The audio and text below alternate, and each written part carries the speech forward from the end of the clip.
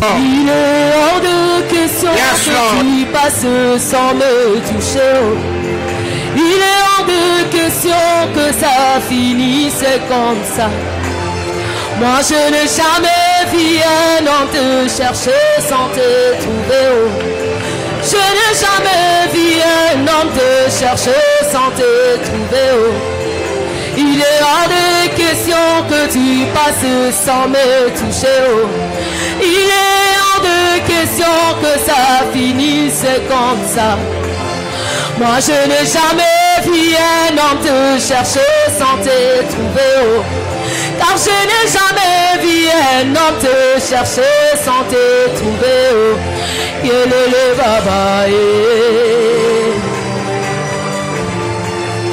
Yelele baba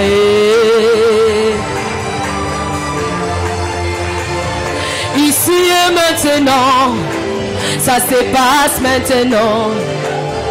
Ici et maintenant, touché. Ici et maintenant, ça se passe maintenant. Ici et maintenant, touché. Ici et maintenant, ça se passe maintenant. Ici et maintenant, touché. Ici et maintenant, ça se passe maintenant. Ici et maintenant, touché. Il est hors de question que tu passes sans me toucher. Il est hors de question que ça finisse comme ça. Moi je n'ai jamais vu un homme te chercher sans te trouver. Moi je n'ai jamais vu un homme te chercher sans te trouver. Il est baba et baba et baba et baba et baba et baba et baba et baba et baba et baba et baba et baba et baba et baba et baba et baba et baba. Seigneur Dieu de grâce, nous te bénissons, nous te magnifions, nous te sommes infiniment reconnaissants. Nous psalmodisons ton nom. Que la gloire, l'honneur, la louange, la puissance, la majesté te reviennent. Parle à nos cœurs ce matin. Sonde le rang ce matin. Je prie, éternel Dieu de gloire, que le message de ce matin soit le miroir pour la vie de chacun d'entre nous. Seigneur éternel, purifie nos cœurs, sanctifie nos vies.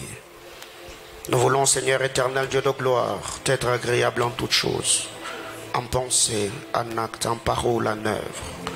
Ma prière devant ton trône, éternel Dieu de gloire, que cette parole, éternel Dieu tout-puissant, soit comme l'hysope, Seigneur éternel, avec lequel je ferai l'aspersion ce matin pour l'expiation du péché, comme tu l'as fait sur le bois de la croix.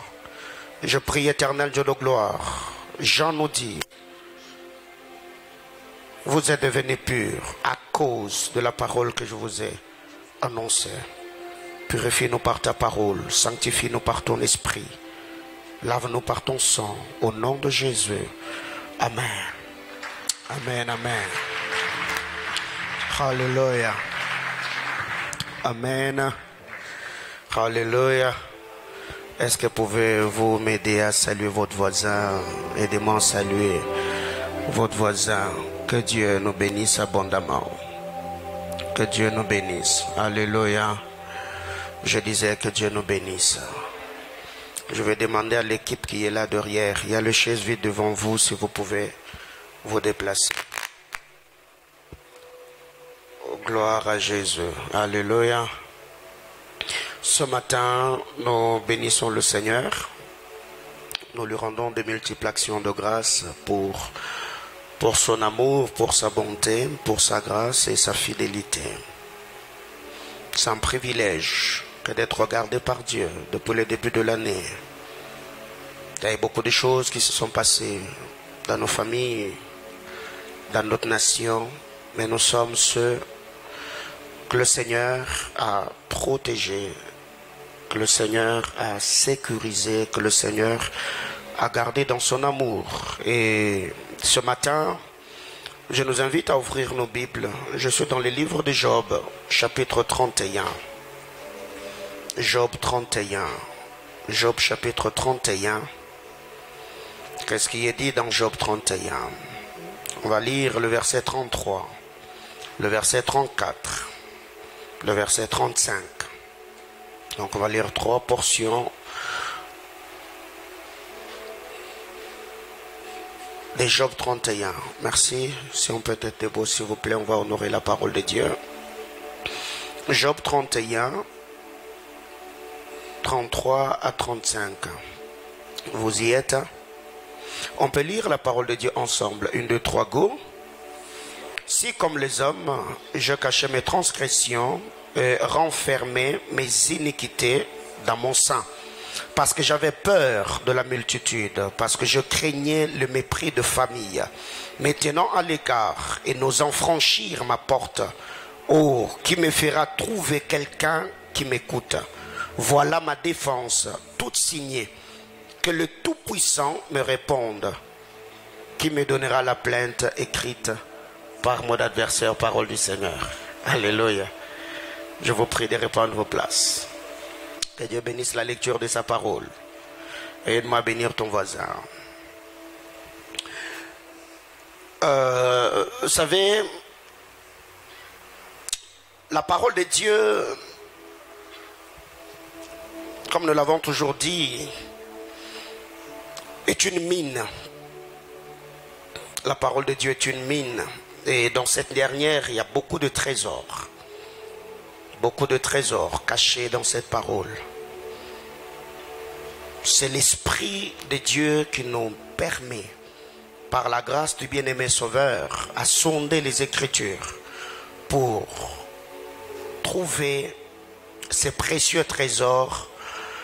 Car la Bible déclare, la parole est comme cette femme qui a trouvé, ou cet homme qui a trouvé un précieux trésor.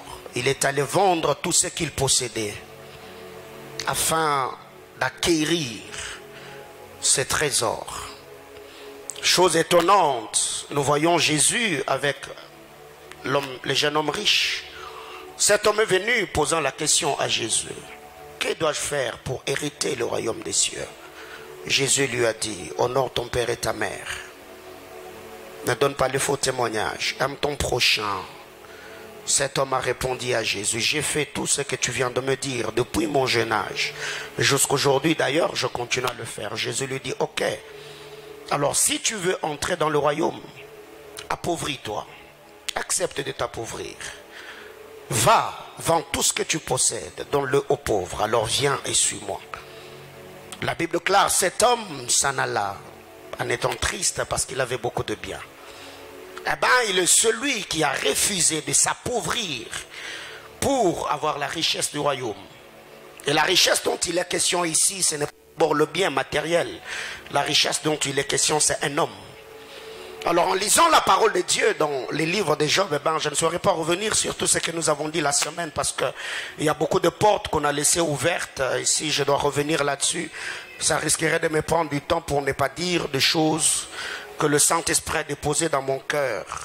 Parce que ça pèse très fort. Je crois que dans les minutes qui suivent, quelqu'un sera abondamment et immensément béni par la grâce du Seigneur. Si comme les hommes je cachais mes transgressions et enfermais mes iniquités dans mon sein, je voudrais que nous puissions lire Job, mais cette fois-là dans la Bible du Semeur. La Bible déclare: ai-je caché mes péchés comme Adam, afin d'enfouir mes fautes à moi-même, parce que j'avais peur de l'opinion des foules, ou bien par crainte du mépris de famille, je suis resté muet, n'osant franchir ma porte. Ah, si j'avais quelqu'un qui veuille m'écouter, voilà mon dernier mot, que le Tout-Puissant me donne sa réponse quant à l'acte d'accusation rédigé par mon adversaire. Que quelqu'un me dise amen. Bien-aimés dans le Seigneur, à un moment donné, avant d'aller un peu plus loin, je voudrais faire l'étude exégétique du texte que nous venons de lire. La Bible déclare: ai-je caché mes péchés comme Adam, afin d'enfuir mes fautes à moi-même, parce que j'avais peur de l'opinion de foule, ou bien par crainte du mépris de famille, suis-je resté muet, n'osant franchir ma porte? Mais avant de revenir un peu sur la version Bible du Semeur, je voudrais qu'on revienne sur Louis II. Si comme les hommes, j'ai caché mes transgressions et renfermé mes iniquités dans mon sang. Donc nous voyons que l'homme dans sa manière de faire, l'homme est cachotière. Même ceux qui prétendent être extravertis, ils ne le sont pas. L'homme est cachotière. L'homme a beaucoup de secrets sur la terre des hommes. C'est difficile d'avoir accès au dépôt de l'homme pour connaître ce qui cache en lui. Même ceux qui prétendent, disant que je n'ai rien à dire, non, ils ont des choses à dire. Ils ont des choses à raconter. Mais ici, en lisant la parole, Job est en train de parler et dit: moi, Job, si comme les hommes, j'ai caché mes transgressions, j'ai renfermé mes iniquités. Deux choses, transgression et iniquité. L'iniquité est le péché adamique. La Bible déclare dans le livre de Psaumes: je suis conçu dans le péché, je suis né dans l'iniquité. L'iniquité, c'est le péché héréditaire. Tout homme qui naît sur la terre des hommes, il naît dans le péché. Parce que cet homme, il est la postérité d'Adam. Et pour que cet homme soit régénéré, il doit naître de nouveau. Il doit rencontrer le Seigneur. Il doit entendre l'évangile. Et l'évangile entendu va produire dans son cœur la foi. Et la foi va amener cette dernière dans l'intimité qu'il avait avec le Seigneur, ou l'intimité, la communion perdue par le Père Adam dans le jardin d'Éden. Parce que j'avais peur de la multitude. Bien-aimés dans le Seigneur, ce que nous devons retenir, c'est que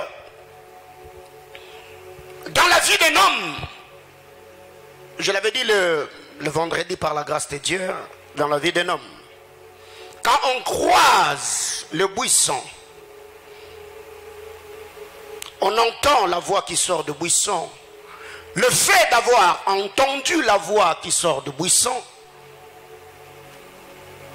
il y a deux choses qui vont se passer.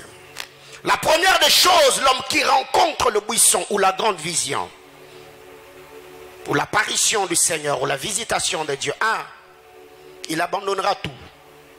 Deux, il changera de métier. Lisez la parole de Dieu, parcourez de Genèse à Apocalypse. Tous ceux qui ont rencontré le Seigneur, ils ont abandonné tout. Et en abandonnant tout, ils ont changé de métier. Posez la question au frère Simon. Quand il a rencontré le Seigneur, Simon a changé de métier. Il a tout abandonné. Il a laissé derrière lui la barque, il a laissé le filet. Il a rencontré le Seigneur. Il a commencé à le suivre, il a servi. Posez la question à Matthieu, posez la question à Luc, qui était d'ailleurs médecin. C'est que quand nous rencontrons le Seigneur, la rencontre avec Dieu, la révélation que nous avons du Seigneur va nous pousser dans ces deux choses. Tout abandonner et changer de métier. Alors ce qui m'inquiète un peu, c'est voir des gens qui prétendent servir le Seigneur. Et Jésus, quand il parle à Pierre, il lui a dit: ceux qui auront tout abandonné à cause de moi et à cause de l'évangile, ils auront les centuples dans ce siècle, la vie éternelle. Donc les centuples, la vie éternelle, est pour ceux qui ont accepté de tout perdre pour le Seigneur. Et qu'est-ce que Paul nous dit dans les épîtres pauliniennes? Paul, quand il parle, il dit: ce qui était pour moi comme un gain, je les regardais comme de la boue. Pourquoi? Parce que je dois saisir le Christ. Aussi longtemps qu'on a la grande vision, sans que cette dernière ne parle ou sans qu'on ait accès ou sans qu'on entende la voix qui sort du buisson, on reste pécheur, on reste incrédule, on reste perdu. Car la beauté du Sinaï n'est pas l'intensité que donne le buisson ardent, mais c'est la qualité de la voix qui sort. Aussi longtemps que Moïse était exposé seulement au buisson, sans entendre la voix de Dieu, sans entendre la parole de Dieu, Moïse était pécheur. Il avait la lèpre dans le cœur, il avait le sandal aux pieds. Bien-aimé dans le Seigneur, la beauté d'un temple, ce n'est pas la lumière, ce n'est pas la moquette, ce n'est pas le décor, mais c'est la qualité de l'enseignement qui est donné sur l'autel. Bien-aimé, nous devons savoir une chose. Il y a beaucoup d'entre nous aujourd'hui qui continuent à croupir dans la vie du péché, qui continuent à subir un bon nombre de pression, seulement parce que nous nous sommes contentés de la beauté du cadre de prière. Mais nous n'avons pas prêté attention à la voix de celui qui nous a convoqués de par sa grâce au moyen de la mort de Jésus-Christ et le Fils de son amour. C'est pour cette raison quand vous lisez la parole de Dieu dans Ésaïe chapitre 6, à partir du verset 1er jusqu'en bas, aussi longtemps que la braise n'avait pas quitté l'autel, Ésaïe était toujours pécheur. Ésaïe est justifié quand il y a une braise qui quitte l'autel pour sanctifier ou purifier les lèvres du prophète. Aussi longtemps que la braise n'a pas quitté l'autel, Ésaïe est pécheur. Ésaïe vit dans le remords. Bien-aimé dans le Seigneur, aussi longtemps que Benjamin n'est pas sorti de la tente de Jacob, Isaac ne se fera jamais connaître à ses frères. Isaac ne se fait connaître qu'en présence de Benjamin. Alors ce que nous devons savoir, c'est dans la sainte et glorieuse présence de Dieu que l'homme finit par se découvrir, car on se découvre qu'en découvrant Dieu. On se connaît qu'en connaissant Dieu. On se rencontre qu'en rencontrant Dieu. Donc quiconque n'a pas rencontré Dieu, il ne s'est jamais rencontré. Quiconque ne connaît pas Dieu, il ne se connaît pas. Quiconque n'a jamais reçu l'appel du Seigneur, il n'a répondu à ces dernières. Cet homme est perdu. Bien-aimé dans le Seigneur, en lisant la parole de Dieu, vous allez vous rendre compte que tout homme qui n'a pas connu la régénération est un lépreux. Tout homme qui n'est pas né de nouveau est un lépreux. Tout homme qui n'est pas de nouveau est un lépreux. Ce matin, par la grâce de Dieu, on va un peu lire Lévitique chapitre 13, le verset 45 et le verset 46. N'oubliez pas que notre texte de base, c'est Job 31. Lévitique 13, 45 et 46.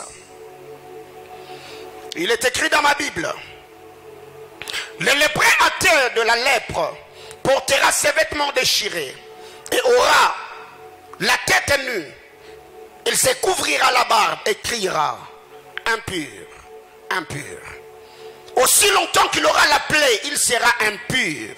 Il est impur, il habitera seul, sans demeure, hors du camp.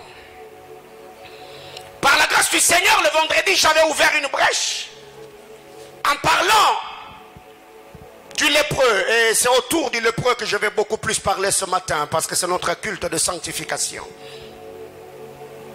En lisant la parole de Dieu, la Bible classe, c'est lui qui était lépreux. Il devait déchirer le vêtement. Car la lèpre est un péché, la lèpre est une maladie, la lèpre est une faute. Quand un homme découvrait qu'il était lépreux, il devait déchirer les vêtements. Il devait se raser la tête. Il devait couvrir sa barbe. Il se mettait à crier: impur, impur, impur. 2.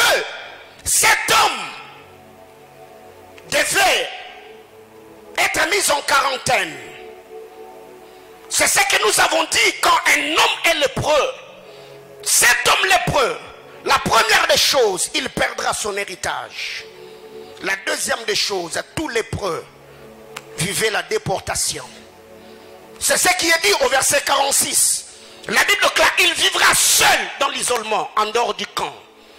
Or, les camps d'Israël étaient Canaan, la terre promise, le délice où le lait et le miel coulaient.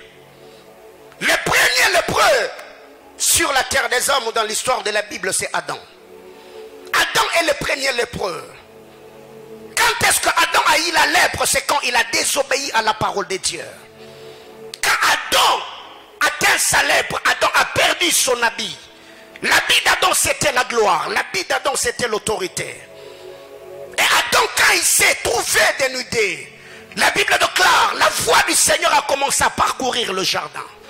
Alors que la voix de Dieu parcourait le jardin, Adam a entendu la voix. La Bible déclare, Adam est allé se cacher. Pourquoi Adam s'est caché? Parce que Adam avait honte. Et quand le Seigneur arrive, nous avons vu tout ce qui s'est passé dans le jardin d'Adam. Adam a été chassé du jardin. Adam a connu la déportation. Le changement d'adresse, le déménagement, le déguerpissement. Adam a été isolé. Il est allé en dehors du camp, en dehors du jardin d'Adam. Bien-aimé dans le Seigneur, tout homme qui vit dans le péché vivra la déportation. Tout homme pécheur est un homme déporté. Tout homme pécheur ne jouira jamais, alors jamais, de son héritage. C'est pour cette raison qu'en lisant la parole de Dieu, je suis dans Jérémie chapitre 17, le verset 4. Cet enseignement, au-delà d'être un enseignement révélationnel, c'est un enseignement doctrinal dont je vais donner quand même quelques écritures. Tu perdras par ta faute l'héritage que je t'avais donné. Je t'asservirai à ton ennemi dans un pays que tu ne connais pas, quand vous avez allumé le feu de ma colère, et il brûlera toujours. Jérémie 17,4 soutient ce que je viens de dire. 1. Tu perdras l'héritage par ta faute. Oh, je venais de dire, le péché est une faute. La transgression, l'iniquité, la désobéissance à la parole. Et après avoir perdu l'héritage par ta faute, tu ne vivras plus dans ton pays ou sur tes terres. Tu seras déporté. C'est ce que la Bible déclare. Que je t'avais donné, je t'asservirai à ton ennemi dans un pays que tu ne connais pas. La déportation. Adam est le premier lépreux sur terre. Quand Adam a touché à l'arbre défendu, il a perdu l'autorité. L'inimitié s'est établie entre l'homme et son créateur. Bien-aimés dans le Seigneur, ce que nous devons savoir, un héritier en dehors de son héritage est un esclave. Un héritier qui est en dehors de son héritage est un esclave. Et il y a des gens aujourd'hui qui vivent des situations très paradoxales. Quand tu regardes ta vie, le talent, le potentiel, les habiletés, la capacité que Dieu t'a donnée, voire même les merveilleuses et glorieuses promesses qui plantent sur ta vie, tu te rendras compte que ta vie est paradoxale, ta vie est contradictoire. Pourquoi ça ne marche pas? Pourquoi jusque-là tu es dans un cercle vicieux?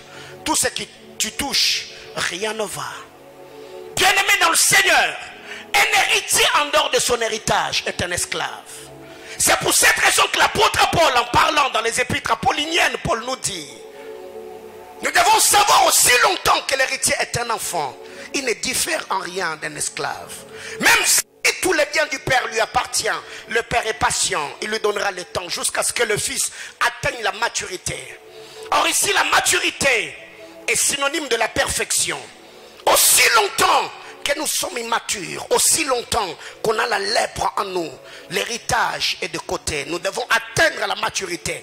On doit atteindre un certain niveau afin d'avoir accès à ce qui nous appartient. J'entends quelqu'un me dire amen. Alors qu'est-ce qui arrive? En lisant la parole de Dieu, vous devez savoir, là où il n'y a pas de gloire, il n'y a pas non plus de communion. Là où il n'y a pas de gloire, il n'y a pas de communion. La Bible nous dit, Jean chapitre 17, le verset 22. Là où il n'y a pas de gloire, il n'y a pas de communion. Jean 17, 22, l'écriture me dit, je leur ai donné ma gloire. J'ai redonné la gloire que tu m'as donnée, afin que qu'ils soient un, comme nous sommes un. C'est que la communion, l'unité est précédée par la gloire. Je leur ai donné ma gloire. La gloire dont il est question ici, c'est la vie d'un oin. La gloire dont il est question ici, c'est l'habit d'un oin. La gloire dont il est question ici, c'est l'esprit d'un oin. La gloire dont il est question ici, c'est le message de l'évangile. Je leur ai donné ma gloire, afin qu'ils soient un, comme toi et moi. Nous sommes un. Bien-aimés dans le Seigneur, un homme qui reçoit la gloire, l'évangile de Jésus-Christ, et continue à vivre dans la confusion, c'est que vous devez vérifier quelque part. Soit c'est lui qui a présenté l'évangile a mal prêché, ou encore c'est lui qui a reçu ce qu'il prétendait être l'évangile de Christ, il embrassait autre chose. Parce que quand la gloire de Dieu se manifeste dans la vie d'un homme, il y a le changement. Et quand vous lisez Matthieu chapitre 6, la gloire c'est l'habit de roi. Quand Jésus parle, il dit même Salomon dans toute sa gloire, il n'a pas été vêtu comme le lys que vous voyez. C'est que cela me pousse à dire, quand Adam a péché dans le jardin d'Éden, Adam a perdu son habit. Et l'habit d'Adam c'était la gloire dont il était revêtu. Même Salomon dans toute sa gloire, il n'a pas été vêtu. C'est que quand un homme est dans la gloire, on reconnaît la gloire de l'homme par l'habit qu'il a sur lui. Alléluia. Bien-aimé dans le Seigneur, vous devez retenir une chose. Quand un homme est adopté, la première des choses qu'on lui donne, c'est l'esprit d'adoption. Tu ne peux pas prétendre être adopté sans avoir reçu l'esprit d'adoption. Et l'esprit d'adoption, ce n'est rien d'autre que cet esprit qui crie en nous. Abba, Père, je parle de l'esprit de Dieu. Alors qu'est-ce que nous devons retenir? En parlant de la gloire, il y a de vérités importantes. Romains chapitre 3, le verset 23, la Bible déclare, tous ont péché, sont privés de la gloire de Dieu. Tous ont péché, sont privés de la gloire de Dieu. C'est que le péché est l'ennemi de la gloire. Et il y a plusieurs personnes aujourd'hui qui vont dans le péché, ils se trompent eux-mêmes en disant non, je serai un grand homme. Bien aimé, écoutez, ça c'est l'illusion. La Bible déclare, tous ont péché et sont privés de la gloire de Dieu. C'est que quiconque pêche est un égoïste. Il se prive des bénéfices et des avantages qu'il doit avoir dans sa propre vie. Tous ont péché et sont privés de la gloire de Dieu. Et cette gloire est celle qui était dans le jardin d'Éden. Quand Adam a péché, le péché a privé Adam de sa gloire. Qu'est-ce qui a fait que Israël soit appelé Ichabod? Parce que la gloire s'en était allée. Quand la gloire part, c'est la désolation, c'est la confusion, c'est les troubles, c'est la disette, c'est la pauvreté et la misère qui prendra place. Quand vous lisez Proverbes chapitre 14, le verset 34, la Bible déclare le péché et la honte du peuple. Il n'y a jamais de gloire dans le péché. Pourquoi Adam se cachait? Parce qu'il avait perdu l'habit. Alors que cette voix qui parcourait le jardin, ce n'était pas la première fois que cette voix arrive dans le jardin.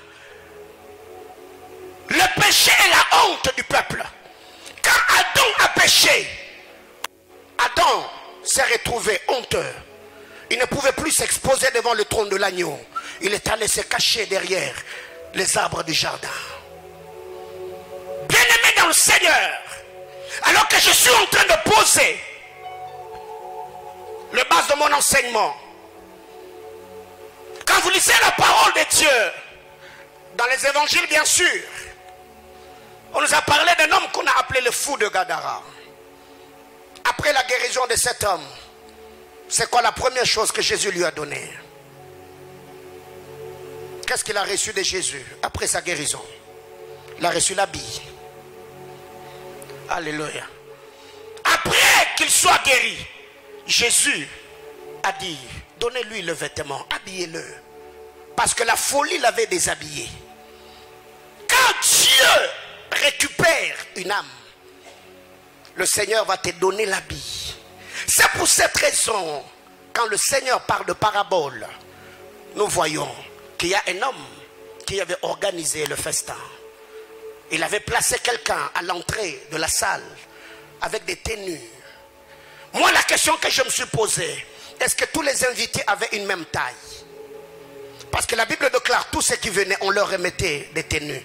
Et quand l'ordonnateur de la fête est venu, il s'est rendu compte que dans la salle, il y avait quelqu'un qui n'avait pas une tenue. Et la question que je me suis posée, j'ai dit, comment? Il s'est retrouvé dans la salle, parce que tous ceux qui avaient des tenues passaient par la grande porte.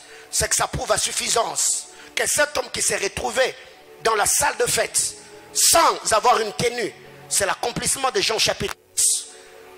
Le berger entre par la porte, mais le voleur passe par la fenêtre. Et quand l'ordonnateur de la fête arrive, il a trouvé cet homme sans habit. Il a dit, mon ami, comment tu as fait pour te retrouver ici, sans tenue exigée? Bien-aimé dans le Seigneur, en lisant la parole de Dieu, dans Proverbe 14:34, la Bible déclare, le péché, c'est la honte du peuple. Bien-aimé, toute la fois où tu verras que ta vie tourne autour du pot, avant d'accuser quelqu'un, fais l'introspection, regarde ta vie. Comment tu te comportes face à la parole de Dieu? Et il y a aujourd'hui des gens qui accusent les autres. Ma tante est sorcière, je n'en disconviens pas. Mon oncle est sorcier, mon père et ma mère sont sorciers. Oui, c'est bien et beau. Mais le premier sorcier de ta vie, c'est toi-même. Parce que tu ne peux pas être chrétien et prétendre qu'un sorcier, qu'une sorcière de ta famille t'a envoûté et t'a mis par terre. Ça, ce n'est pas l'évangile que je connais. Bien-aimé dans le Seigneur, écoutez. Les sorciers ne sont pas seulement dans ta famille. Même dans la famille du pasteur, il y a des sorciers. Mais comment expliquer que d'autres personnes qui sont nées dans des conditions précaires comme toi, où la sorcellerie bat le plein, ces gens ont gagné leur vie, ils ont émergé, alors que toi, ta vie tourne autour du pot. Et un moment dans la vie, nous devons être sérieux avec nous-mêmes. Nous ne devons pas accuser les autres. Michée chapitre 1er, le verset 15 et le verset 16. Quand le fou de Gadara a reçu sa guérison, Jésus lui a donné l'habit. Michée chapitre 1er, le verset 15 et le verset 16. La Bible déclare, je t'amènerai un nouveau maître, habitant de Maréchal, la gloire d'Israël s'en ira jusqu'à Adoulam. Rase-toi, coupe ta chevelure, à cause de tes enfants chéris. Rends-toi chauve comme l'aigle, car ils s'en vont en captivité loin de toi.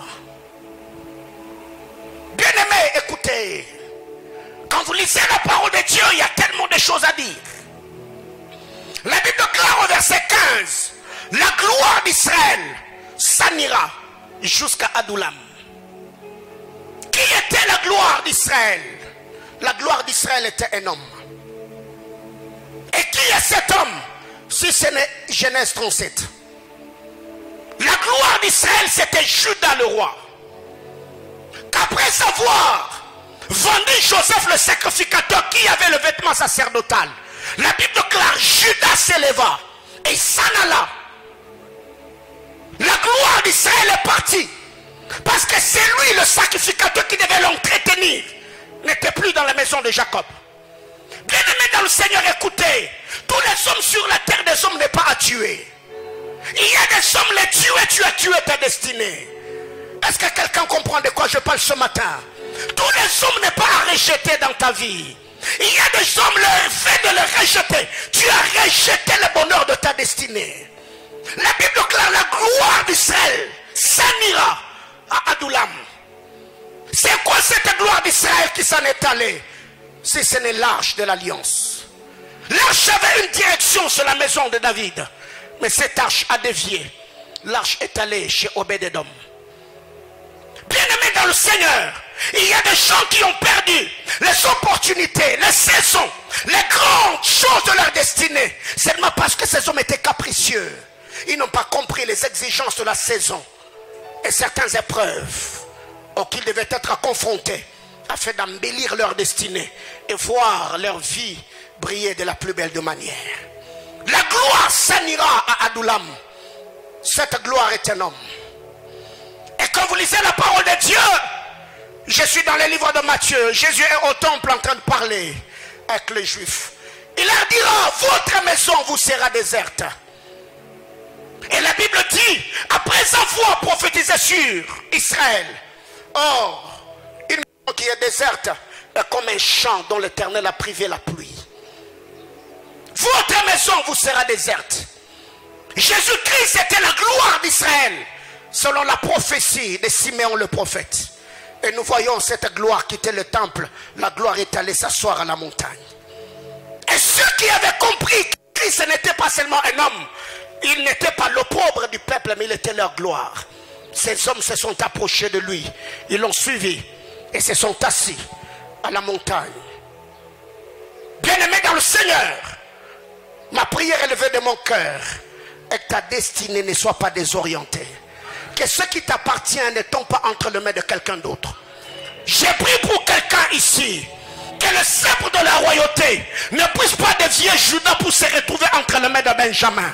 Ma prière devant le trône de Dieu comme sacrificateur et prophète. Je lève ma main sur ta vie et je parle en ta ma qualité d'homme de Dieu.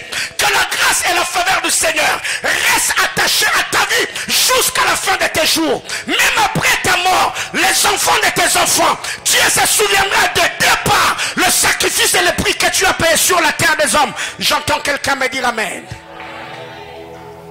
Rase-toi, coupe ta chevelure. Si nous sommes une épouse, nous sommes l'épouse du Seigneur. En lisant la parole de Dieu, 1 Corinthiens nous dit que la chevelure est la gloire de la femme. Quand on dit grâce ta chevelure, ça veut dire la gloire est partie. C'est l'ignominie, c'est l'humiliation qui s'impose. Quand Samson avait ses 7 traits sur la tête, Samson était dans la gloire, il était l'homme fort du peuple. Mais quand le rasoir est passé sur la tête, Samson a quitté la gloire, Samson est allé dans l'humiliation. On pouvait... Bien aimé, écoutez, la Bible est un mystère. La Bible contient des mystères. Il faudrait juste comprendre le mode opératoire de ces choses afin d'en être bénéficiaire. Rase ta tête, coupe ta chevelure. À cause de tes enfants chéris, rends-toi chauve comme l'aigle. Non, non, non, non, non. Il n'y a que dans la Bible où il y a des aigles qui sont chauves. Il n'y a que dans la Bible qu'on peut trouver ce genre de bête. Qui est cet aigle qui a connu le chauvisme si ce n'est Élisée le prophète? C'est pourquoi en vous lisant la parole de Dieu, la Bible, alors qu'il descendait de la montagne, le jeune garçon s'est moqué de lui en disant, monte chauve, monte chauve. Bien-aimé dans le Seigneur, Élisée sans chevelure, c'est Dieu dans l'humiliation. Parce que la gloire est partie. C'est le Ichabod. Il faudrait juste comprendre la Bible claire. Rase-toi, coupe ta chevelure, rends-toi chauve comme l'aigle. C'est que nous devons comprendre ici, parlons de la gloire, c'est que quand Dieu récupère un homme, Dieu ne va pas seulement se contenter de sauver ton âme. Dieu va également se contenter de t'habiller. La gloire n'est pas seulement les choses du monde. L'habit, c'est aussi les bonnes œuvres. Ou quand tu te tiens devant Dieu, ta manière de vivre, ta manière de faire, on sent que Dieu a fait un travail. Il t'a changé, il t'a transformé. Bien-aimé frère, rase-toi, coupe ta chevelure. À cause de tes enfants chéris, rends-toi chauve comme l'aigle, car ils s'en vont en captivité loin de toi. Donc ici, en lisant la parole de Dieu, lui c'est vous nous dit dans le texte de Job si j'ai caché mes transgressions et mon iniquité dans le sang. La Bible du Seigneur nous dit, comme Adam, ai-je caché ma faute pour que cela ne soit pas vu des hommes.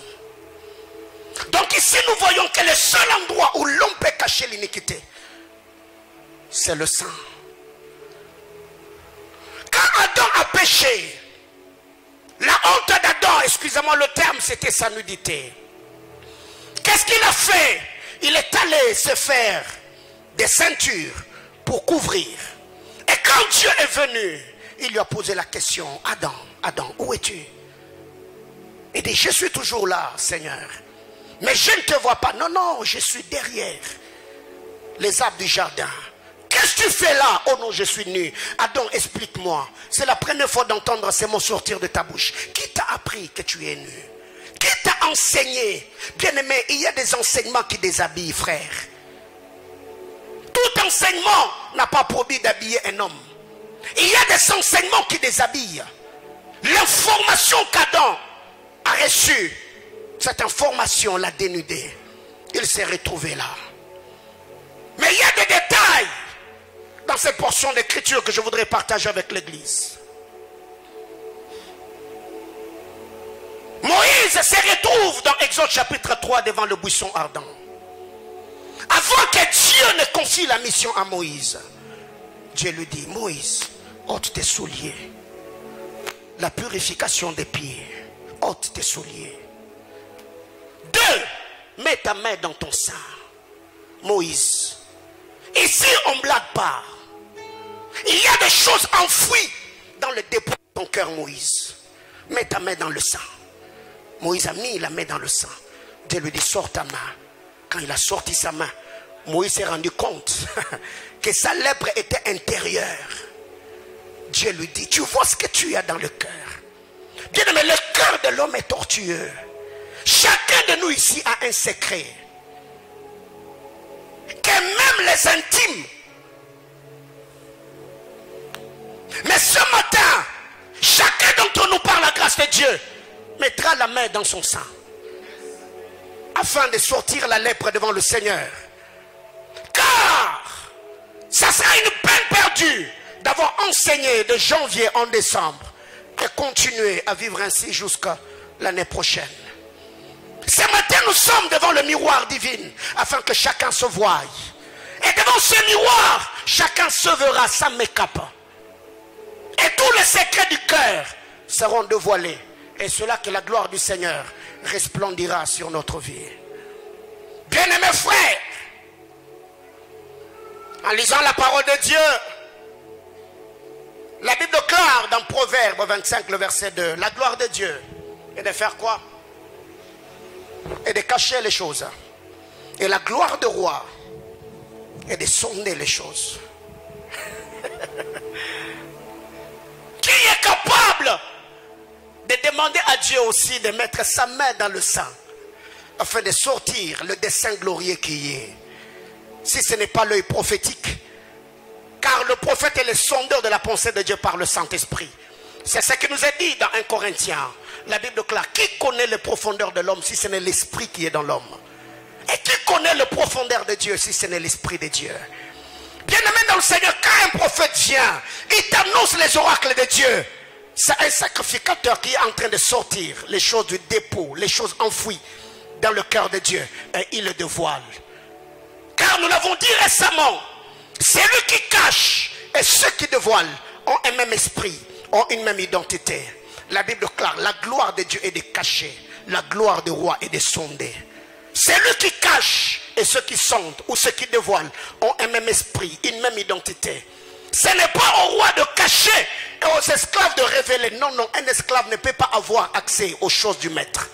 Il faut être un fils, avoir l'ADN du Père, le même esprit, la même nature, même compréhension. Bien-aimés frères, retenons que tout sacrificateur est un médecin. Tout sacrificateur est un médecin. Et le plus grand travail du sacrificateur, c'est l'expiation du péché. Le plus grand travail du sacrificateur et l'expiation du péché. Donc ici, péché égale maladie, guérison égale pardon ou régénération. Alors revenons. Qu'est-ce qui est dit? Job chapitre 31, je reviens sur le texte de base.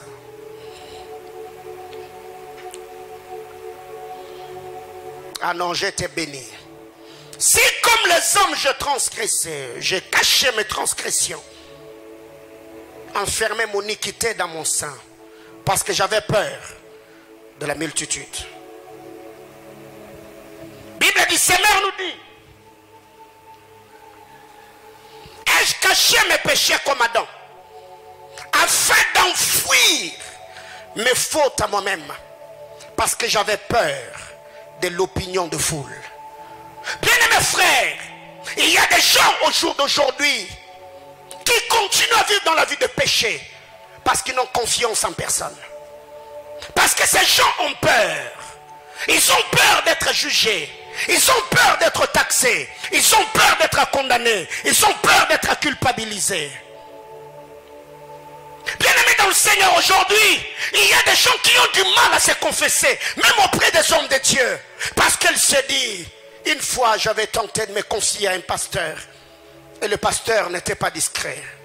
Et je l'ai toujours dit, les indiscrets n'auront jamais de place dans les conseils de Dieu.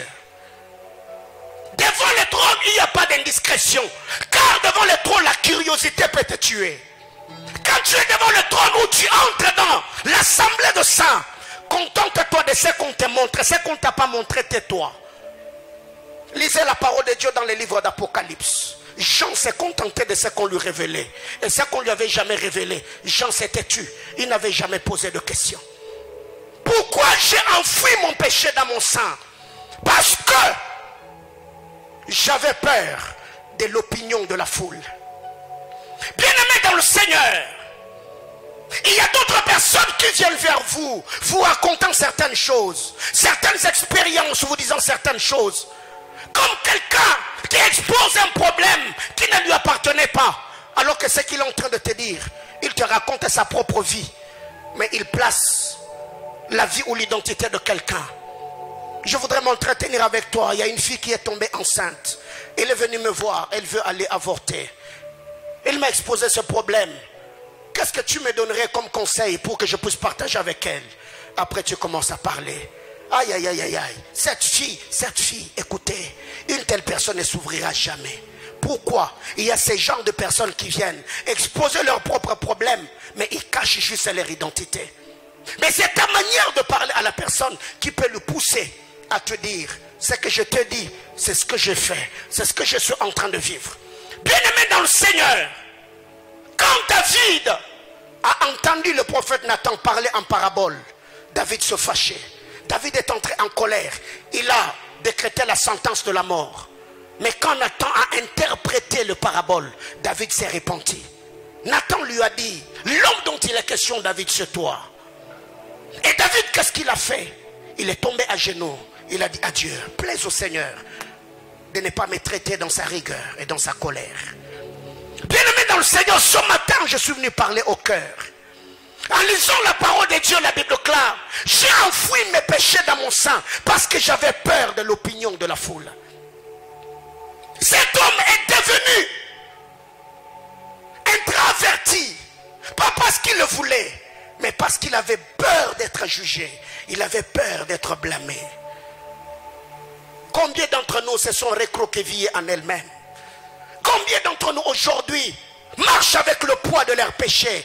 Ils n'ont personne qui peut les écouter sans les juger pour les aider à se relever. L'église du Seigneur aujourd'hui, nous ne sommes pas une famille. Nous sommes comme une armée où chacun cherche à se positionner. Nous sommes comme dans ces champs où les résultats d'Abel énervent Caïn. Et le seul moyen de calmer sa conscience, c'est de tuer le sacrificateur. Qu'est-ce qui est dit dans la suite? Ou bien par crainte du mépris de famille. Bien-aimé dans le Seigneur, ça c'est Job qui parle. Il dit, si j'ai enfoui le péché, parce que j'avais peur de l'opinion de la foule. J'avais peur du mépris de famille. Suis-je resté muet, n'osant franchir ma porte? Vous voyez le mauvais jugement, ce que ça peut produire dans la vie de quelqu'un. Quand il parle, il dit, j'avais peur de l'opinion de la foule. J'avais peur de ce que les autres diront de moi. J'avais peur des mauvais jugements. Et combien de familles aujourd'hui, combien de couples où l'homme a fait quelque chose, il ne sait pas s'ouvrir à sa femme. Pourquoi? Parce que vaut mieux d'ailleurs que je garde ça dans mon cœur que d'avouer. Parce qu'une fois, j'avais dit quelque chose, ça avait créé de problèmes. Vous avez aidé cet homme ou vous l'avez enfoncé? Pas seulement pour les hommes, mais pour les femmes aussi. Il y a certaines faiblesses qui peuvent se manifester dans notre parcours et dans notre marche avec le Seigneur. Mais est-ce que tu crées autour de toi un climat de confiance qui peut pousser quelqu'un à venir te dire les choses les plus enfouies dans son cœur? Non. On est tellement sur le piédestal de la perfection que les autres, on le regarde au bas de l'échelle. On peut les juger comme nous voulons. C'est facile de juger quand tu ne sais pas ce qui a poussé la personne à commettre ces actes-là. Là, je ne suis pas en train de dire que nous devons pécher parce que nous avons raison, mais non. Nous devons un moment nous mettre à la place de celui, parce que vous ne savez pas le remords, la culpabilité qui ronge le cœur. Il peut être là en train de rire, mais vous ne savez pas combien cette personne souffre dans son cœur. Ou bien par crainte du mépris de famille, suis-je resté muet? Je n'ai dit mot parce que j'avais peur d'être mal jugé. Je n'ai pas avoué ce que je fais parce que j'avais peur d'être blâmé. Et qu'est-ce que je fais? N'osant pas franchir ma porte, je me suis recroquevillé à moi-même. Je me suis isolé moi-même. Je passe plus de mon temps à mon téléphone. Je passe mon temps dans ma chambre. Je n'ai plus d'amis. Je ne côtoie personne. Parce que ce que j'ai eu à faire dans mon passé est resté écrit sur mon front. Quiconque me regarde me juge. Combien de parents aujourd'hui blâment les filles d'autrui, les filles des autres, si je peux le dire ainsi. Elle interdit même ses propres filles en disant, je ne vais pas te voir avec X et Y. Ne sachant pas que celle qu'on interdit de ne pas voir, c'est elle d'ailleurs qui donne les enseignements. Vous qui blâmez les enfants d'autrui, est-ce que vous êtes sûr que vos enfants sont des modèles? Vous qui exposez les faiblesses des autres, êtes-vous sûr que vous êtes parfait? Vous qui condamnez, qui accusez les autres, est-ce que vous savez ce qu'ils endurent? Bien-aimés dans le Seigneur, c'est facile de critiquer ce que l'autre n'a pas bien fait, aussi longtemps que toi, tu n'es pas encore à sa place. Si on t'est placé là, je crois peut-être tu n'allais même pas avoir le niveau d'égaler le sacrifice ou les efforts que la personne a fournis. La Bible déclare, et si j'avais quelqu'un qui veuille m'écouter, si j'avais quelqu'un, est-ce que tu peux être ce quelqu'un pour quelqu'un? Est-ce que tu peux être l'homme de confiance de quelqu'un? Est-ce que tu peux être cette épaule sur quelqu'un peut venir pleurer? Est-ce que tu seras cette oreille attentive, sans jugement? C'est ça le problème avec nous un moment. Bien-aimés dans le Seigneur, combien aujourd'hui sont accusés à tort? Ils se sont peut-être battus pour faire un bon nombre de choses. Mais ceux qui ne connaissent ni les tenants ni l'aboutissant se mettent à juger. Bien-aimés frères, toutes les informations que tu auras sur quelqu'un, avant de l'accuser, avant de les juger, réfléchis. Ne réfléchissons pas avec le cœur. Gardons le cerveau dans nos boîtes crâniennes. Car il y a des gens aujourd'hui qui sont devenus tellement sentimentalistes. On est venu te raconter quelque chose. Ça, j'ai eu un cœur meurtri hier soir. Je me suis retrouvé dans un groupe WhatsApp ajouté par quelques hommes.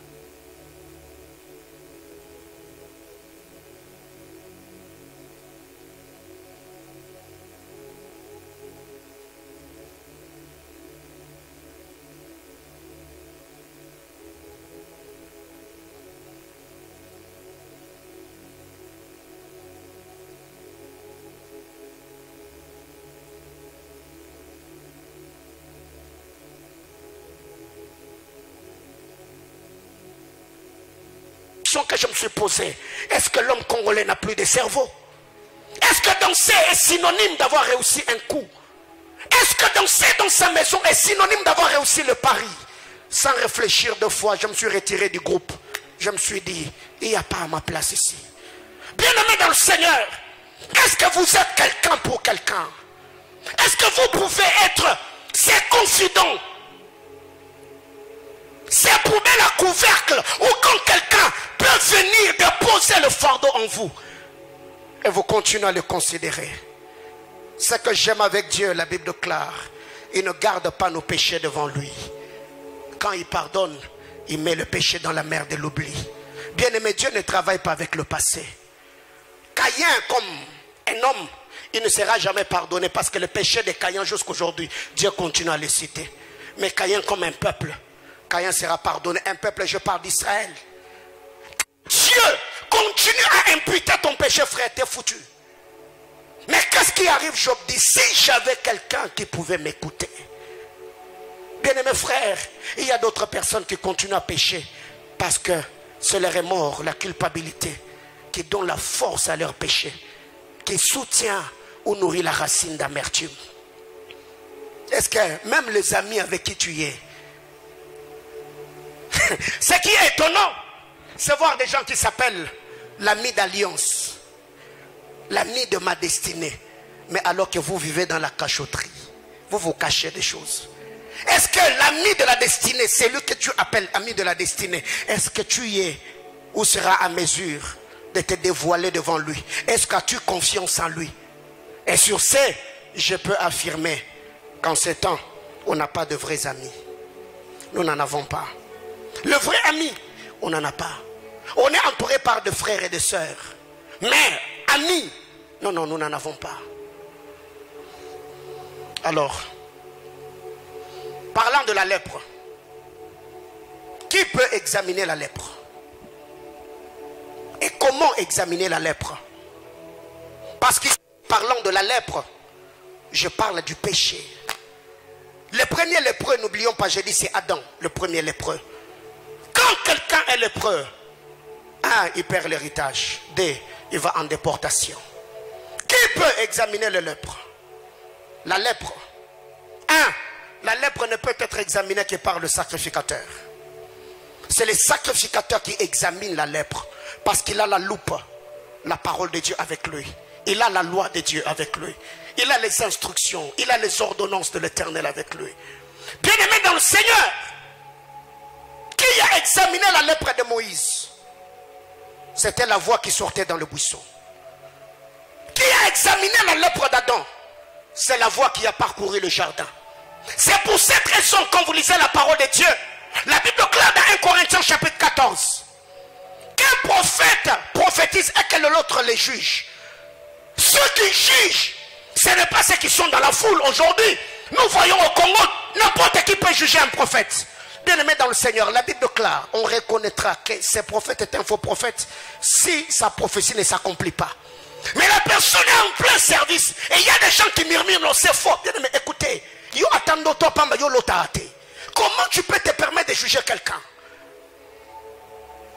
Ne peut juger un prophète que celui qui est prophète. Pourquoi? Parce que le prophète dans l'église de Corinthe était jugé par les prophètes matures, ceux qui avaient l'expérience. Et on les jugeait, pas sur base de leurs sentiments, on les jugeait sur base de l'esprit de la prophétie. Il n'y a que le sacrificateur qui peut examiner la lèpre. Lévitique chapitre 13, le verset 1er et le verset 2.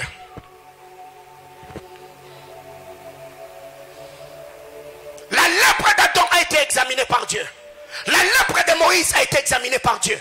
La lèpre des Israélites était examinée par le sacrificateur.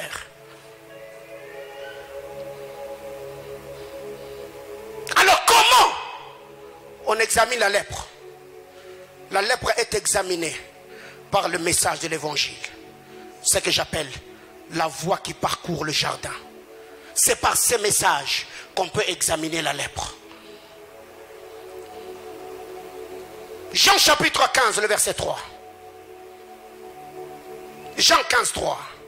La Bible déclare, vous êtes devenus purs à cause de la parole que je vous ai annoncée. Le sacrificateur examine la lèpre.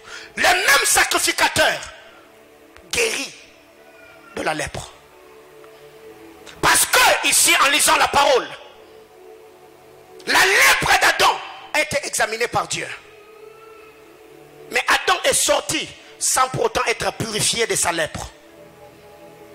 Pourquoi? Parce que Dieu ne s'est contenté que de couvrir la nudité de l'homme. Ce qui me pousse à dire, Adam étant nu, il a perdu son habit.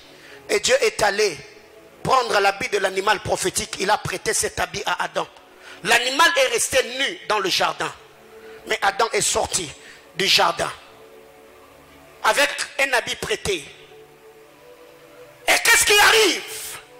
Dans le jardin de Dieu, Dieu aussi longtemps qu'il est naziréen, c'est un Dieu séparé.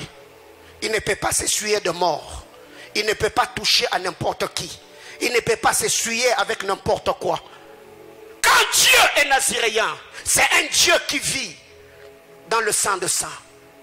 Il ne peut pas vivre parmi les hommes. Quand Dieu est naziréen, il n'est pas Emmanuel. Emmanuel est le Dieu qui vit parmi les hommes. Quand Dieu est naziréen, c'est un Dieu séparé du peuple. C'est un Dieu séparé des pécheurs. C'est un Dieu qui ne sauve personne. Mais dans le jardin, Dieu devait quitter le naziréen afin de pleurer son fils Adam. Dieu s'est fait sacrificateur. Oh, quand vous lisez la parole, le sacrificateur ne pouvait s'essuyer que pour sa fille, pour son fils, pour son père, pour sa mère, pour son frère, pour sa soeur, ou encore son plus proche parent. Ce qui fait que l'homme qui avait quitté Jéricho pour Jérusalem, le sacrificateur et le lévite ne l'ont pas soutenu, parce que le lévite l'a regardé. Quand le sacrificateur l'a regardé, le sacrificateur l'a vu comme un étranger. Or, le sacrificateur, à la lumière des Écritures, ne pouvait pas prendre ces risques-là, de s'essuyer pour un étranger. Jamais. Donc, à la lumière des Écritures, la lèpre ne peut se guérir après l'examination du sacrificateur que par la parole. C'est la parole qui est sortie du buisson qui a purifié le cœur de Moïse, le lépreux. C'est la pierre qui a quitté l'autel qui a purifié les lèvres d'Ésaïe, le pécheur. C'est l'évangile que Christ a prononcé qui a pu rendre pur ceux qui l'écoutaient. C'est pour cette raison que j'ai toujours dit, ta vie prendra la couleur de parole que tu entends. Bien-aimé frère, ta vie est précieuse. Tu ne peux pas exposer ta vie et ta destinée à n'importe quel autel. Car l'impact que tu es censé avoir dans cette vie dépend de qualité de prédication que tu entends. Bien-aimé frère, j'étais en train de dire, le naziréen ne pouvait pas s'essuyer pour quelqu'un qui n'était pas son plus proche parent. Nombre chapitre 6, le verset 7. Le Dieu naziréen, c'est un Dieu séparé du peuple. Mais le Dieu sacrificateur pouvait s'essuyer que pour les plus proches parents. Lévitique chapitre 21, du verset 1er au verset 3. Je suis en train de chuter, on va prier le Seigneur. Bien aimé, quand vous lisez la parole de Dieu, ce matin, Jérémie chapitre 9, du verset 17 au verset 21. On nous parle de femmes pleureuses. Jérémie 9. Ce matin, alors que je préparais ce culte,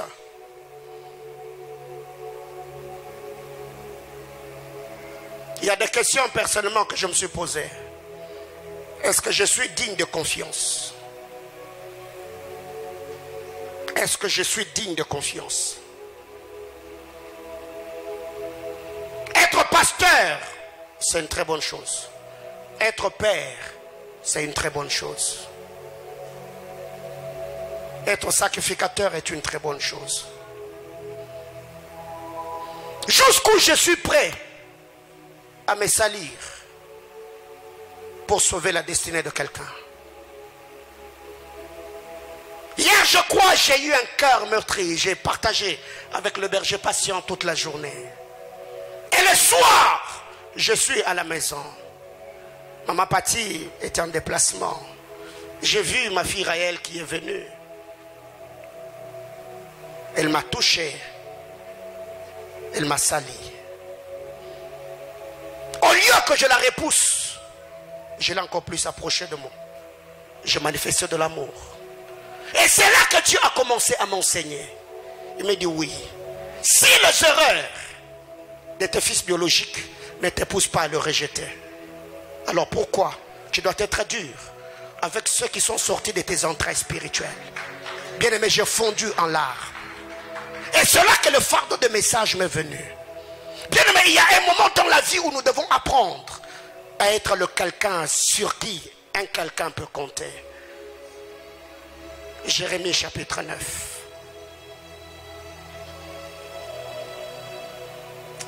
Du verset 17 au verset 21.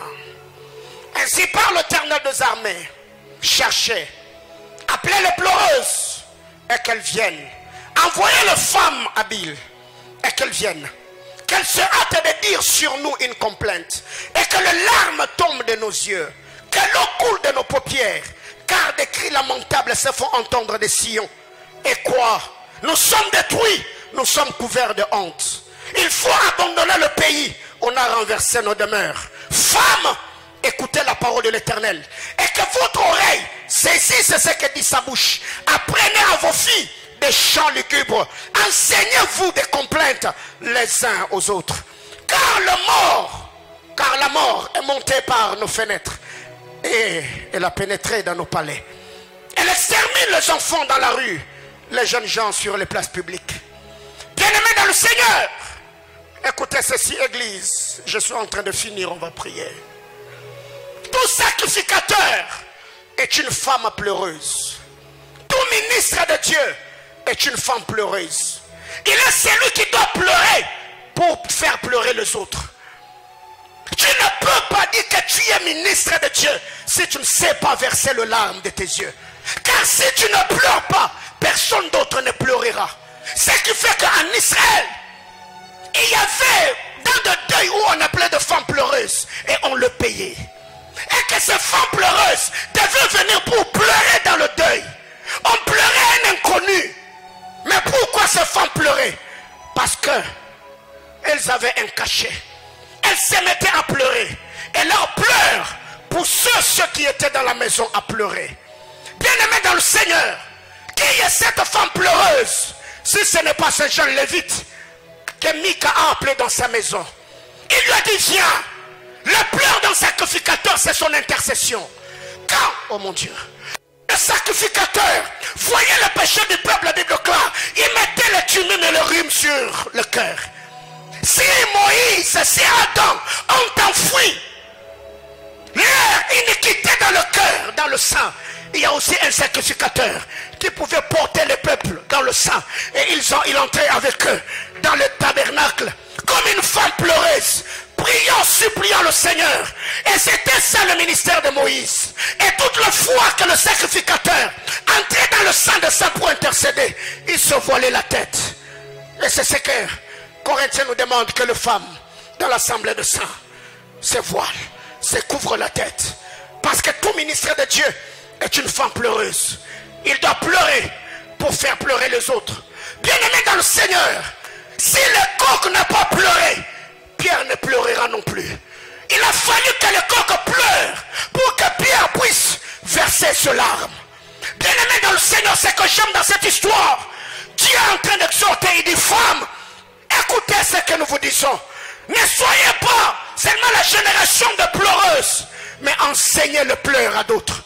Enseignez vos pleurs à vos filles, afin qu'à leur tour, qu'on aille de génération en génération, et que l'on soit à mesure de pleurer, pour arracher les larmes des paupières de ceux qui ne savent pas pleurer.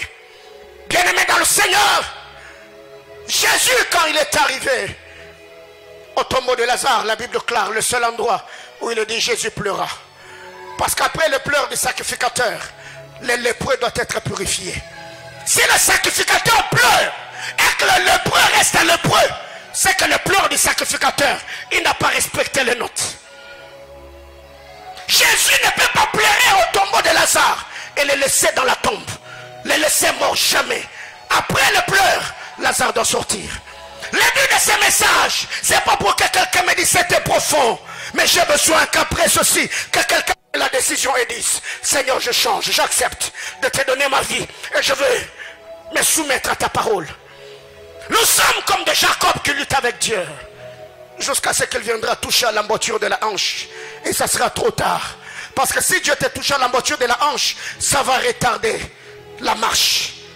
L'accélération sera retardée. La vitesse sera réduite. Parce que tu ne sauras plus faire les choses comme tu le faisais avant. Bien-aimés frères, il y a une chose que nous devons savoir. Aman est lépreux. Pour qu'Aman rencontre sa purification, il a fallu que deux personnes exercent leur ministère. La petite fille qui vivait dans sa maison. Elle avait l'information, mais elle n'avait pas la formule. Elle savait qu'en Israël, il y avait un Dieu qui pouvait guérir de la lèpre. Mais elle ne savait pas quoi faire pour guérir la lèpre. Bien-aimé dans le Seigneur, cette fille représente Moïse. Il avait la loi avec lui, mais il ne savait pas comment transformer, régénérer le cœur d'un homme.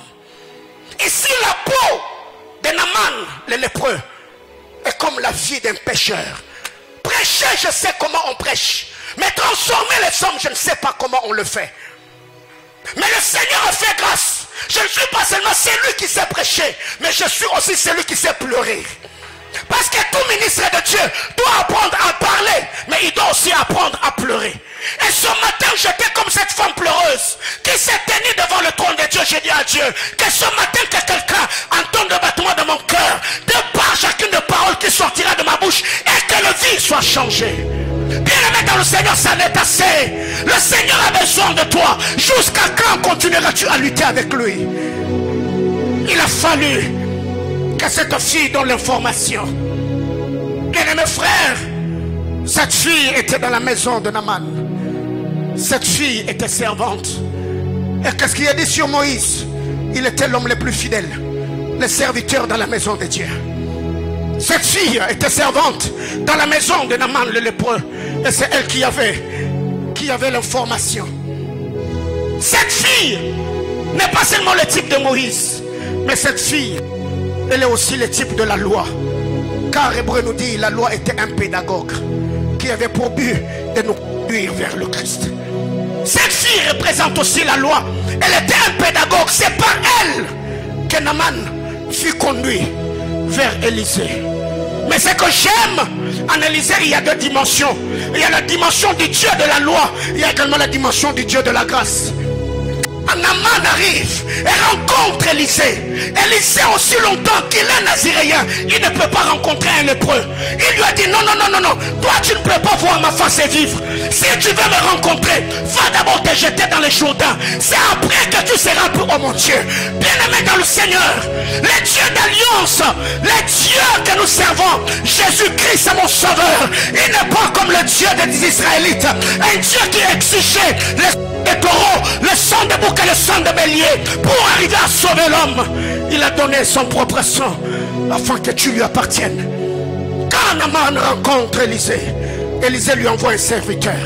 Ce serviteur n'est rien d'autre que la voix qui a parcouru le jardin. Ce serviteur lui a dit, mon Seigneur ne peut pas te rencontrer parce que tu es impur.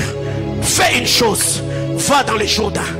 Bien-aimés frères, le Dieu d'Israël refusait les bêtes qui avaient des défauts. Et ces animaux ne pouvaient pas monter sur l'autel. Pour monter sur l'autel, il faut que tu sois pur. Mais je vois la grâce de Dieu agir. Dans le Jourdain, il y avait un autel qui avait pour but de recevoir les hommes sacrifices. Mais cette fois-là, Dieu a fait grâce à Naaman. Il lui a dit, va. La dispensation était en train de changer. Va dans le Jourdain. À la sortie des Israélites, Josué y a laissé un autel. Va, toi-même tu deviens le sacrificateur. Sacrifie-toi toi-même. Pose-toi sur l'autel. La Bible claire, Naaman est parti. Il s'est jeté 7 fois.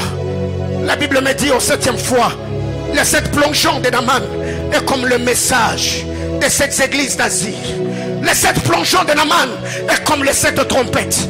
Les 7 plongeons de Naaman est comme les 7 esprits de Dieu.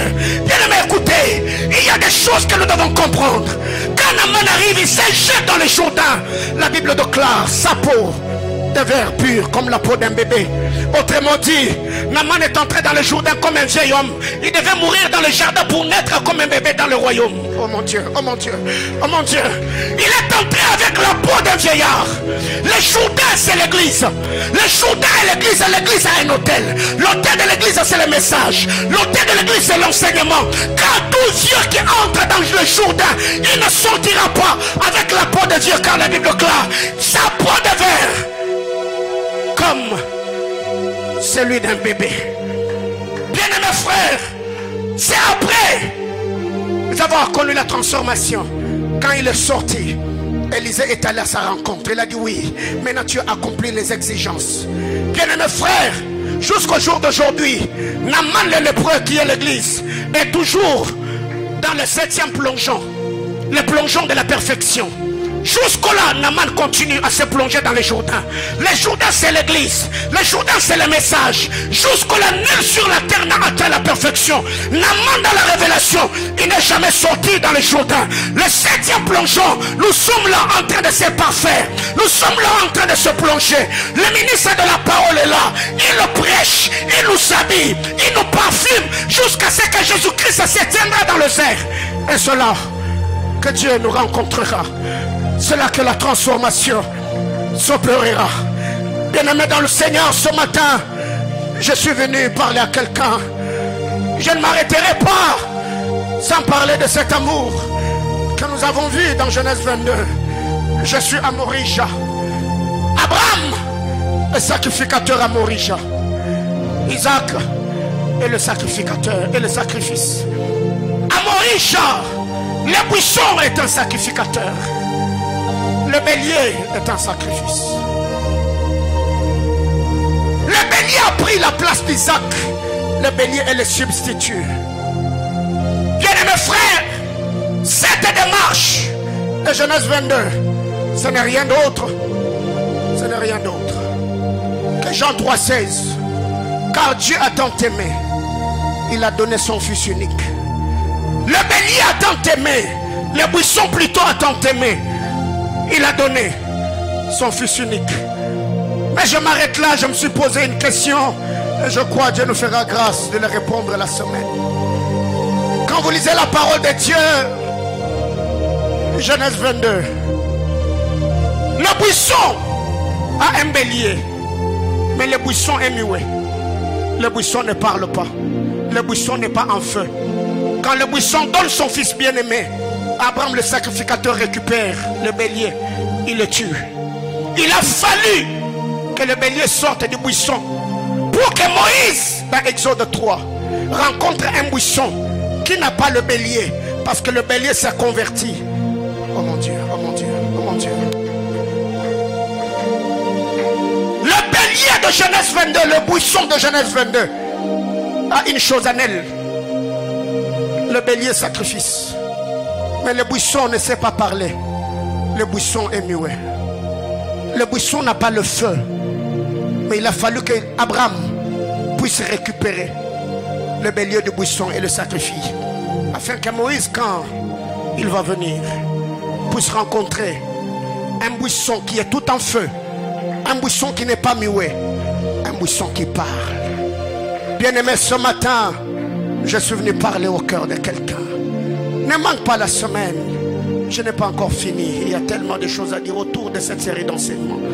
Le thème du mois de décembre est que personne, que nul ne se prive de la grâce de Dieu. La grâce est disponible, mais ne te les prive pas. Les Jourdains guérit Naaman. Mets de côté des caprices. Mets de côté ta dignité. Mets de côté. Tu es respecté en Samarie. Mais au Jourdain, accepte. Quelqu'un ce matin me dira, je n'ai rien à dire. Non, non, non, non, non, non, non, non. Vérifie dans ton cœur. Ton cœur est un dépôt. Ton cœur est un dépôt. Si tu n'as personne auprès de qui tu peux te confier, Dieu m'a placé sur ton chemin pour que je sois ta poubelle à couvercle. Si tu n'as personne auprès de qui tu peux défouler les angoisses et les pressions de la vie, c'est pour ça que je suis là. Ce matin, je voudrais prier avec quelqu'un. Je voulais prier avec quelqu'un ce matin. Je suis une femme pleureuse qui enseigne à d'autres à comment pleurer. C'est pour ça que chaque mardi, nous sommes ici dans l'école du ministère où j'enseigne. Je ne dois pas être la seule pleureuse de Manaï. Après moi, la génération des pleureuses doit continuer. C'est ça que Jérémie nous dit. Femmes, ne vous contentez pas. Enseignez à vos filles les chants lugubres. Parce que la mort est entrée dans nos maisons. La mort est en train de nous ravager sur nos rues. Combien de nos jeunes sœurs sont détruites dans les universités? Les pleureuses doivent s'élever. Ils doivent pleurer. Afin que ceux qui ont des larmes dans leurs yeux, qu'ils puissent également apprendre à pleurer. Si les pleurs du sacrificateur ne purifient pas les lépreux, alors ça ne vaut pas la peine que l'animal prophétique soit tué dans le jardin. Bien-aimés frères, la question que je te pose ce matin, est-ce que ta communion avec Dieu est-elle intacte? Est-ce que tu aimes toujours Dieu comme tu l'aimais? Est-ce que les disciplines que tu avais hier, est-ce que tu continues à avoir la même discipline? Le même sérieux que tu avais, le même zèle que tu avais, est-ce que tu as ces ailes jusqu'aujourd'hui? Ce matin, je voudrais prier avec quelqu'un.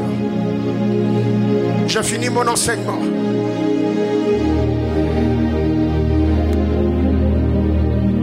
Alléluia. Alléluia. Oui, prends tout, Seigneur. Oh. Oui, prends tout, Seigneur. Entre tes mains, je ordonne tout avec honneur. Prie le Seigneur. Répands ton cœur devant la grâce de Dieu. Lévitique nous dit que celui qui était lépreux, il devait déchirer les habits. Autrement dit, exposer sa nudité. Il devait se raser la tête, se séparer de sa gloire. Aussi longtemps que Naaman ne sait faire tout cela, il était lépreux. Il devait mettre de côté sa dignité. Tu es général de l'armée, oui, mais tu es lépreux. Ce matin, de par la parole de l'évangile, tu as été examiné et toi-même tu t'es rendu compte que la lèpre te ronge ce matin. Jusqu'à quand continueras-tu à lutter avec Dieu? Si tu sens que tu as besoin de passer devant et t'agenouiller devant l'autel, n'hésite pas, sens-toi libre ce matin.